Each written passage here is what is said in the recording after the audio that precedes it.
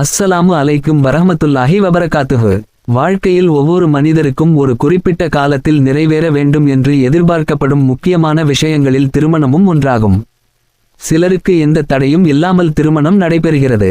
ஆனால் சிலருக்கு மட்டும் எத்தனையோ முயற்சிகள் செய்தும் நல்ல வரன்கள் வந்தும் கடைசி நேரத்தில் ஏதாவது ஒரு காரணம் சொல்லி திருமணம் தடைப்பட்டு கொண்டே இருக்கும்.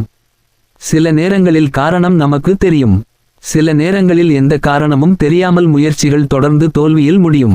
இப்படிப்பட்ட சூழ்நிலையில் மனம் சோர்ந்து விடாமல் எல்லாவற்றிற்கும் அதிகாரம் உடைய அல்லாஹ்விடம் திரும்பி அவனுடைய உதவியை நாட வேண்டும்.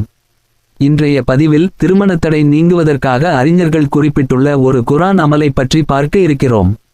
இந்த அமலை ஆணாக இருந்தாலும் செய்யலாம், பெண்ணாக இருந்தாலும் செய்யலாம். யாருக்கு தொடர்ந்து திருமணத்தடை ஏற்பட்டு கொண்டிருக்கிறதோ அவர்கள் இந்த அமலை நம்பிக்கையுடனும் பொறுமையுடனும் அல்லாவின் மீது முழுமையான தவக்குல் வைத்தும் செய்ய வேண்டும். இன்ஷா அல்லாஹ் நாடினால் திருமணத்தடைகள் நீங்கி நல்ல வாழ்க்கை துணையை ஏற்படுத்தி தருவான் என்று அறிஞர்கள் குறிப்பிட்டிருக்கின்றார்கள். இந்த அமலை செய்வதற்கு முதலில் குர்ஆனின் 25வது சூறாவான சூரத்துல் புர்கானை எடுத்து கொள்ள வேண்டும். அதில் இடம்பெற்றுள்ள 54வது ஆயத்தை ஓத வேண்டும். وهو الذي خلق من الماء بشرا فجعله نسبا وصهرا وكان ربك قديرا. وهو الذي خلق من الماء بشرا فجعله نسبا وصهرا وكان ربك قديرا. இந்த ஆயத்தை ஓதுவதற்கு முன்பாக 7 முறை ஸலவாத்து ஓதிக்கொள்ள வேண்டும். அதன் பிறகு இந்த ஆயத்தை 101 முறை ஓத வேண்டும். 101 முறை ஓதி முடித்த பிறகு மீண்டும் 7 முறை ஸலவாத்து ஓத வேண்டும். அதன் பிறகு அல்லாஹ்விடம் மனமுருகி துஆ செய்ய வேண்டும். யாருக்காக இந்த அமலை செய்கிறோமோ அவருடைய திருமணத்தடை நீங்கி நல்ல துணையை அல்லாஹ் விரைவாக வழங்க வேண்டும் என்று சுருக்கமாக துஆ செய்து கொள்ள வேண்டும். இந்த அமலை தொடர்ந்து 21 நாட்கள் செய்ய வேண்டும். ஒரு நாளும் விடாமல் செய்வது மிகவும் சிறந்தது. இந்த அமலில் முக்கியமானது எண்ணிக்கையை சரியாக பின்பற்றுவதும் மன ஒருமையுடன் அல்லாஹ்வை நினைத்து ஓதுவதுமாகும். பெண்கள் இந்த அமலை செய்யும் போது மாதவிடாய் காலம் வந்துவிட்டால் அந்த நாட்களில் ஓதுவதை நிறுத்தி கொள்ள வேண்டும். அதன் பிறகு தூய்மையானவுடன் மீண்டும் தொடர்ந்து ஓத வேண்டும். மொத்தமாக 21 நாட்கள் நிறைவடையும் வரை இந்த அமலை முடித்து கொள்ள வேண்டும். இதனோடு இன்னொரு முக்கியமான அமலும் இருக்கிறது. திருமணம் நடைபெற வேண்டிய நபரின் பெற்றோர்கள், சகோதரர்கள், சகோதரிகள் அல்லது அவருடைய திருமண ஏற்பாடுகளை பார்த்து கொள்பவர்கள் யாராக இருந்தாலும் அவர்களும் ஒரு அமலை செய்யலாம். அவர்கள் குர்ஆனின் 33வது சூறாவான சூரா அஹ்ஸாபை 7 முறை ஓத வேண்டும். இதற்கு முன்பாக 3 முறை ஸலவாத்து ஓத வேண்டும். சூரா அஹ்ஸாபை 7 முறை ஓதி முடித்த பிறகு மீண்டும் 3 முறை ஸலவாத்து ஓத வேண்டும். அதன் பிறகு யாருடைய திருமணம் நடைபெற வேண்டுமோ அவர்களுக்காக அல்லாஹ்விடம் மனமுருகி துஆ செய்ய வேண்டும். இந்த அமலை பெரியவர்கள் தங்களுக்கு நேரம் கிடைக்கும் போதெல்லாம் செய்து கொள்ளலாம். இதற்கு கட்டாயமாக 21 நாட்கள் என்ற வரம்பு இல்லை.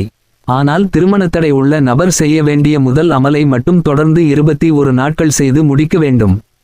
இந்த ஆயத்தின் பொருளை பார்த்தாலும் திருமண வாழ்க்கையோடு தொடர்புடைய அழகான அர்த்தத்தை நமக்கு உணர்த்துகிறது. அந்த அல்லாஹ் தண்ணீரிலிருந்து மனிதனை படைத்தான். பின்னர் அவனுக்கு வம்ச உறவுகளையும் திருமண உறவுகளையும் ஏற்படுத்தினான். நிச்சயமாக உங்களுடைய பேராற்றல் உடையவன் என்று இந்த ஆயத்து நமக்கு கூறுகிறது. இந்த உலகத்தில் மனிதர்களுக்கிடையே திருமண உறவை ஏற்படுத்துபவனும் அல்லாஹ்தான். ஒரு மனிதனையும் ஒரு மனிதியையும் ஹலாலான பந்தத்தில் இணைத்து குடும்ப வாழ்க்கையை அமைத்து கொடுப்பதும் அல்லாவின் அருள்தான். ஆகவே நம்முடைய திருமண விஷயத்தில் எவ்வளவு பெரிய தடைகள் இருந்தாலும் அவற்றை நீக்கி நல்ல துணையை வழங்கும் ஆற்றல் அல்லாஹ்வுக்கே இருக்கிறது என்பதை உறுதியாக நம்ப வேண்டும். அமலை செய்யும் போது அவசரப்பட வேண்டாம். இன்று செய்தால் நாளையே பலன் கிடைக்க வேண்டும் என்று நினைக்க வேண்டாம். அல்லாவின் மீது நல்லெண்ணம் வைத்து தொடர்ந்து அமலை செய்து துஆ செய்து ஹலாலான வழியில் முயற்சிகளையும் மேற்கொள்ள வேண்டும். அல்லாஹ் ஒவ்வொரு துஆவையும் கேட்கிறான். அவன் நிர்ணயித்த நேரத்தில் சிறந்ததை வழங்குகிறான். இந்த அமல் என்பது அல்லாஹ்விடம் பிரார்த்தனை செய்வதற்கான ஒரு வழிமுறை. பலனை வழங்குபவன் அல்லாஹ் மட்டுமே. ஆகவே அவனிடமே முழுமையான நம்பிக்கையுடன் மனமுருகி இந்த அமலை செய்து வர வேண்டும்.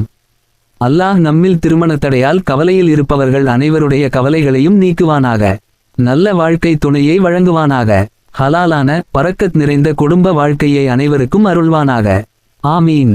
இதேபோன்று குர்ஆன் மற்றும் சுன்னாவின் அடிப்படையில் பல்வேறு பயனுள்ள அமல்கள், துஆக்கள் மற்றும் இஸ்லாமிய விளக்கங்களை தொடர்ந்து பகிர்ந்து வருகிறோம். இந்த பதிவு உங்களுக்கு பயனுள்ளதாக இருந்தால் நமது சேனலை சப்ஸ்கிரைப் செய்து ஆதரவு அளியுங்கள். இந்த பதிவை லைக் செய்து திருமணத்தடை காரணமாக கவலையில் இருக்கும் உங்கள் உறவினர்கள் மற்றும் நண்பர்களுக்கும் பகிருங்கள். அல்லாஹ் அனைவருக்கும் நன்மையை நாடி இந்த அமலின் மூலம் சிறந்த பலனை வழங்குவானாக. ஆமீன்.